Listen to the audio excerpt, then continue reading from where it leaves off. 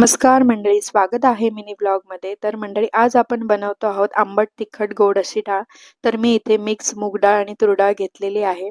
इथे बारीक चिरलेला कांदा, बारीक चिरलेली लसूण, लाल मिरच्या, कोकम, गूळ आणि कढीपत्ता, इथे कोथिंबीर घेतली आहे, बारीक चिरलेला टॅमॅटो घेतलाय आणि आपल्याला लागणारे मसाले आहेत इथे. तर मी आता ही डाळ बनवायला घेते. तर ही डाळ मी कुकरमध्ये बनवणार आहे. तर कुकरमध्ये तेल टाकलंय. त्यानंतर मी इथे जिरा आणि मोहरी, थोडासा हिंग, कढीपत्ता, लाल मिरच्या, बारीक चिरलेली लसूण फोडणीला दिलेली आहे. त्यानंतर आपण इथे बारीक चिरलेला कांदा घ्यायचा आहे आणि मग बारीक चिरलेला टॅमॅटो. मग ते परतवून झाल्यानंतर आपण इथे चवीपुरतं मीठ घेणार आहोत. मग ते मीठ टाकल्यानंतर मसाले ॲड करूया. हळद, लाल तिखट आणि 2 चमचे मालवणी मसाला. तुमचा घरगुती कोणताही मसाला चालेल. मग मसाले छान परतून घेतल्यानंतर आपण इथे डाळ टाकणार आहोत. तूर डाळ आणि मूग डाळ. तुम्ही तूर डाळही वापरू शकतात. मग त्या डाळीप्रमाणे आपण इथे पाणी घेणार आहोत.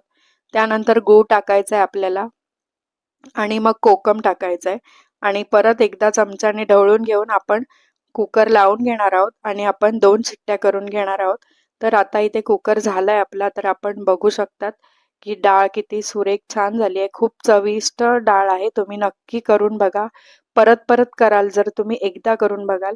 तर मी इथे टोपात काढून घेतली आहे डाळ आणि कड आणू दिलाय आणि आता इथे बारीक चिरलेली कोथिंबीर टाकायची आहे आणि खूप छान सुरेख अशी डाळ रेडी झालेली आहे. मंडळी, व्हिडिओ आवडला असेल तर नक्कीच लाईक आणि सबस्क्राईब करा.